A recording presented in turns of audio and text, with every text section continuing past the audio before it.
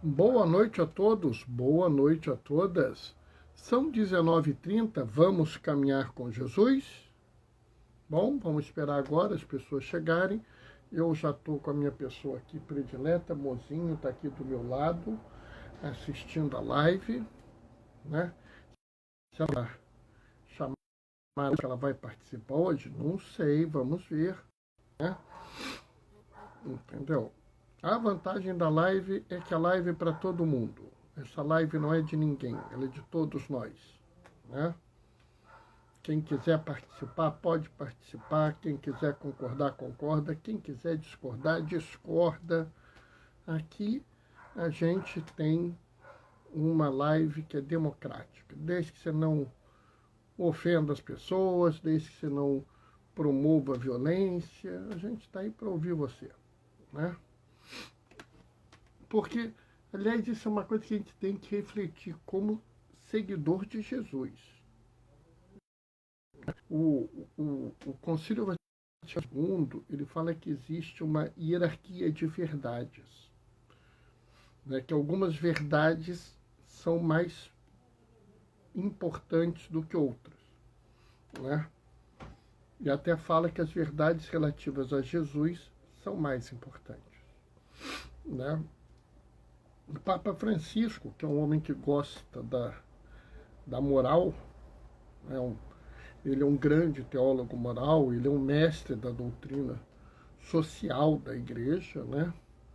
Ele traz uma analogia, uma hierarquia de bens. A bens ele fala de uma hierarquia de bens, né? Segundo ele, há bens que são mais valiosos que outros, né? E dentro dessa hierarquia, é óbvio que a vida é um bem de uma hierarquia enorme, né? O segundo bem extremamente valioso é a dignidade do ser humano, né?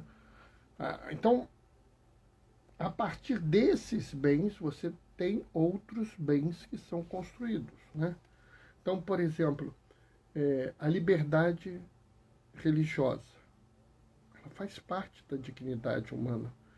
E a falta da liberdade religiosa, às vezes, atenta contra a vida, né? Uma ordem social, uma ordem jurídica, melhor dizendo, justa, faz parte da defesa da vida, né? Todo e qualquer preconceito, toda e qualquer marginalização, toda e qualquer forma de você diminuir a característica dessa pessoa, né? Isso você não pode, por exemplo, dizer eu tenho minha liberdade de expressão e por isso eu vou falar mal dos nordestinos. Não, você não tem direito de fazer isso. Porque a dignidade do ser humano que vive no Nordeste é um bem superior. A sua liberdade de expressão está submetida ao bem superior. Do mesmo jeito que você não pode, baseado na sua liberdade de expressão, pregar o extermínio de um grupo de pessoas. Propor que você vá matar um grupo de pessoas. Porque a vida das pessoas é um bem maior do que a sua liberdade de expressão, né? A gente, né, que segue Jesus, a gente sabe disso, né? Que há bens que são mais caros a Jesus, né? Então nós temos que nos ater a isso, né? E isso é uma coisa que a gente tem que considerar a cada momento, né? Estou falando muito, já está quase na hora de começar, daqui a pouco eu vou começar, né? E hoje tem um mistério, né? Hoje tem um mistério nessa leitura, que é o mistério que a maior parte das pessoas pula, né? Frente a esse mistério, tem duas soluções. Ou as pessoas pulam ele, varrem para ele para baixo do tapete, ou eles manipulam essa questão.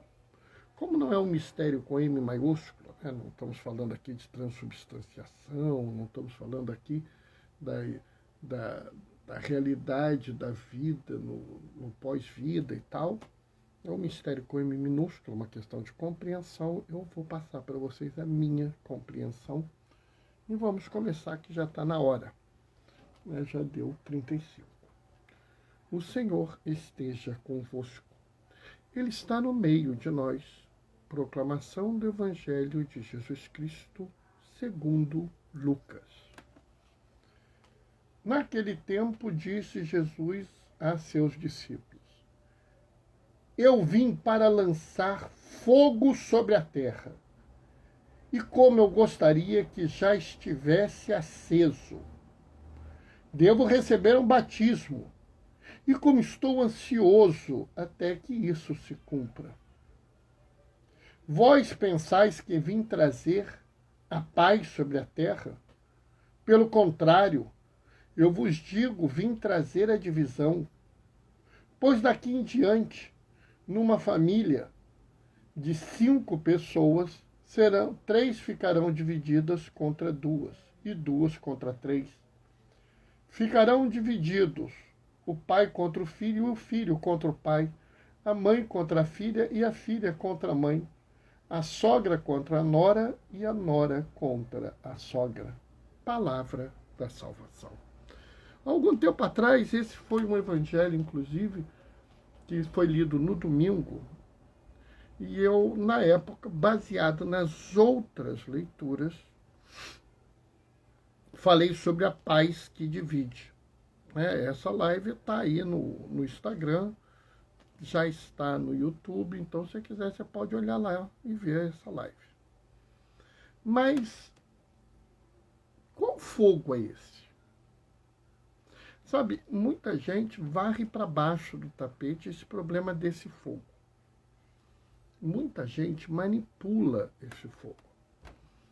Como manipulam também quando Jesus fala assim: não penseis que vim trazer a paz à terra, pelo contrário, eu não vim pela paz, eu vim pela espada. Para dizer, por exemplo, que Jesus seria a favor de uma violência, de um uso de armas. Sabe, pessoal, me dói muito quando eu vejo isso. Me dói. Como me doeu muito ver o Papa falando, que Deus abençoa abundantemente aquele que compartilha os alimentos, e pessoas chamando ele de herege, de comunista, criticando ele. Teve um certo influencer que chegou a dizer que distribuir comida é a estratégia do demônio. Sabe, pessoal, a gente tem que entender que existe uma visão da igreja. Existe uma forma da igreja pensar e uma forma da igreja agir. E a gente precisa entender profundamente quem é Jesus antes de qualquer coisa. Eu inclusive, atualmente falo que a gente deveria fazer uma leitura da Bíblia muito centrada primeiro no Novo Testamento, primeiro nos Evangelhos, eu diria inclusive primeiro no Evangelho de João, porque João escreveu para os primeiros cristãos, para a gente entender profundamente quem é Jesus, para depois a gente ir para o Antigo Testamento e para os outros, porque se a gente não entende Jesus, a gente não consegue fazer determinadas leituras. O próprio Jesus fala isso, Eu sou o bom pastor, as minhas ovelhas me conhecem.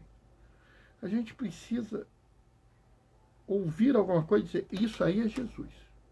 Isso aí são palavras que Jesus falaria. E aí vem aquela história. Ele fala assim: eu vim para lançar fogo sobre a terra, e como eu gostaria que já estivesse aceso. Quando a gente ouve lançar fogo sobre a terra, talvez a gente se lembre dos filhos de Zebedeu, que, irritados com a Samaria, perguntaram a Jesus se ele queria que a gente rezasse, se eles rezassem para jogar uma chuva de fogo e enxofre nos samaritanos. Quem alguma vez fez uma aventura de RPG, né, com Dungeons and Dragons, né, Cavernas e Dragões, deve se lembrar da Firebolt, o mágico lançava uma bola de fogo e fulminava as pessoas. E as pessoas pensam nisso. Pensam num fogo que queima, que destrói. Mas isso não faz sentido. Porque Jesus é Deus e Deus é amor. Né? Nós que somos católicos, no 26º domingo do tempo comum, nós falamos assim, Deus que manifesta o seu poder principalmente no amor e na misericórdia. Como é possível que o Deus que manifesta o seu amor no perdão e na misericórdia, o seu poder no perdão e na misericórdia, use de alguma coisa destrutiva? Né? A gente sabe, inclusive, é muito comum que a gente fale que Jesus é o príncipe da paz, que Jesus é o rosto misericordioso de Deus. Como ele pode estar mandando um fogo destruidor? E sabe qual é o problema? Eu vou revelar para vocês a minha visão. A minha visão é que as pessoas não entenderam o que Jesus falou. Jesus veio mandar, sim, um fogo. E eu realmente espero que ele esteja aceso. Aliás, o Brasil precisa de um incêndio desse fogo. Um fogaréu. Bernardo, o que é isso, Bernardo? Você enlouqueceu. Sabe qual é o problema? É que vocês não estão se lembrando de Pentecostes. Se lembra de Pentecostes? Os discípulos falavam na língua deles e todos ouviam nas línguas próprias, nas línguas de nascença, e havia línguas de fogo sobre ele. Pessoal, o Espírito Santo é manifesto como fogo em várias situações. Deus, quando quer chamar a atenção de Moisés, ele chama lá na sarça ardente, se lembra? E a sarça ardente tem um fogo que não a consome. Aquele arbusto pegava fogo, mas não se destruía, porque aquele era o Espírito do Senhor. O fogo que Jesus quer lançar sobre a terra não é o fogo destrutivo. Não é o horror que destrói as nossas matas, os nossos pantanais, os nossos cerrados, a floresta amazônica.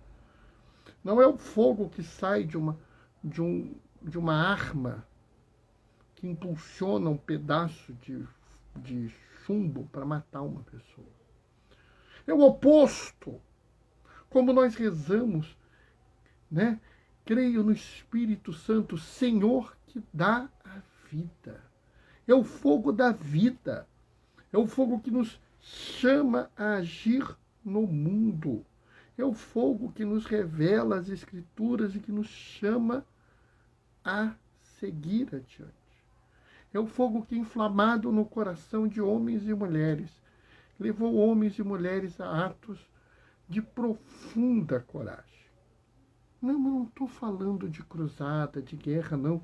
Eu estou falando daquelas pessoas que enfrentam as estruturas malévolas do mundo, as estruturas que levam à fome, as estruturas que favorecem o machismo, o racismo, as estruturas que levam a homofobia, a propofobia, as estruturas que levam à fome, as estruturas que levam à destruição do meio ambiente.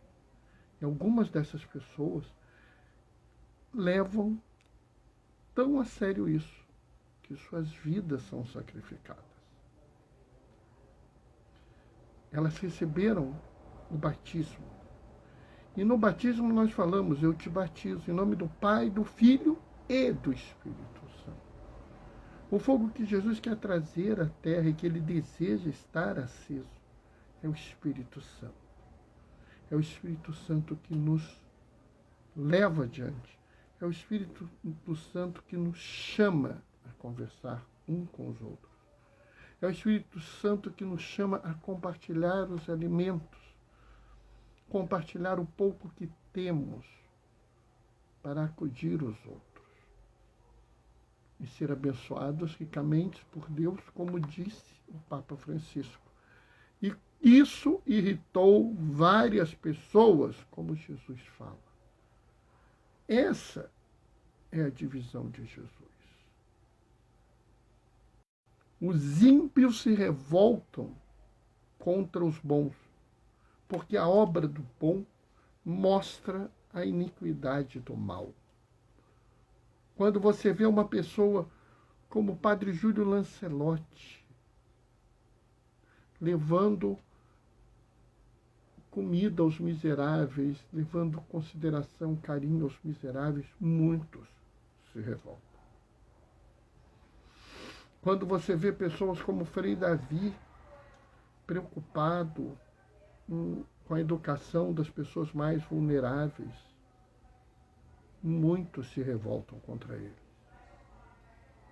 Quando vozes na igreja se levantam falando sobre os dragões, os dragão da fome, da mentira, o dragão da perversidade, o dragão da destruição da natureza,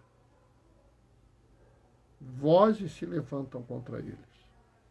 Mas não tem mais como dar jeito, pessoal, porque nós somos o povo inflamado. Nós somos o povo em chamas. Nós estamos em chamas, as chamas do Espírito Santo. Certamente, muitos de nós sofreremos com isso, muitos de nós seremos rechaçados, questionados, alguns humilhados, podemos até ser agredidos. Mas não tem volta. Esse fogo está no nosso coração e é o fogo que nos chama a seguir em direção a cada pessoa que precisa de nós. Como cada um de nós vai viver esse fogo, como cada um de nós vai experimentar e vivenciar esse fogo, é uma resposta individual. Não existe uma receita de bolo. Se você pegar 4 papéis iguais e tocar fogo nos 4 papéis, eles queimam de forma diferente. Já pensaram nisso? Faz essa experiência que você vai ver que eu estou certo.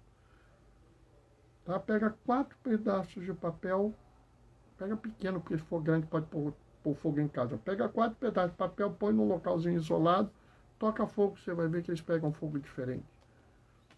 Como o Espírito Santo vai agir na tua vida para que você se torne um seguidor, uma seguidora de Jesus melhor, mais na direção do seu irmão, da sua irmã, da pessoa marginalizada, da pessoa vulnerável, da pessoa que sofre. Mas isso vai ser do seu jeito. Você pode agir como Damião de Molokai, você pode agir como Madre Teresa de Calcutá, pode agir como Irmã Dulce, pode agir como São Vicente, pode agir como Padre Júlio, pode agir como você. Essa é a diferença. Não tenho a mínima dúvida que se você deixar o Espírito Santo te ajudar a seguir na direção das periferias sociais e das periferias existenciais, a sua obra é fantástica. A sua ação é maravilhosa.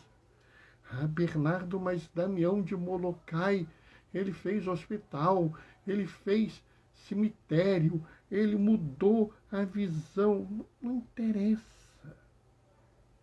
Não interessa. Porque para aquela pessoa que você atendeu, você fez muito mais que qualquer outra pessoa. Para aquela pessoa que você atendeu, você fez muito mais que Damião de Molokai. Bernardo, mas ele é santo, mas ele não fez nada por essa pessoa. Sabe, a gente tem que parar de achar que a gente vive uma fé de contador. Eu já falei que a nossa fé não é materialista. Sabe, pessoal, de vez em quando eu ouço críticas assim, Ah, Bernardo, o comunista é ateu e materialista. Tudo bem. Pior é o cristão materialista. É o cristão que acha que vai ser a quantidade de Pai Nossos, ou a quantidade de visita aos doentes, ou a quantidade de comida que eles distribuem, que vai tornar ele mais ou menos santo, mais ou menos santa. Pessoal, nós somos santos pelo batismo. Nós somos sacerdotes pelo batismo. Nós somos profetas pelo batismo. Nós fomos inseridos no corpo de Cristo, no corpo místico de Cristo. Esse Cristo é Deus. Esse corpo é santo.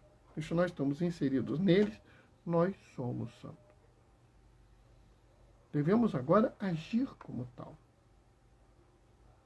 De vez em quando eu vejo algumas pessoas falando, e outro dia eu falei isso com a minha esposa, a missão da igreja é salvar almas. Deixa de falar besteira, criatura. A missão da igreja não é salvar alma.